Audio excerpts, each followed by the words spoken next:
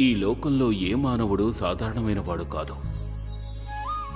ఎవరిలో ఎదుటివారిని ఆదుకోవాలనే ఉన్నత గుణం ఉందో, ఎదుటివారి పట్ల ఎవరు జాలి చూపిస్తారో, ఏ వ్యక్తి అందరితోనూ ఒకే విధంగా ప్రేమగా ఉంటారో ఆ వ్యక్తి సాధారణమైన వాడు కాదు.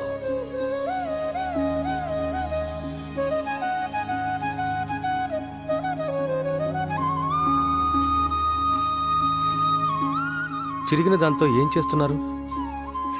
నా అవసరాన్ని తీర్చుకుంటున్నాను. ఏ వస్తువు పనికిరాదని అనుకోకూడదు. అది ఏదో ఒకరోజు పనికొస్తుంది. ఆ విషయం ఆ రోజే మనకి అర్థమవుతుంది.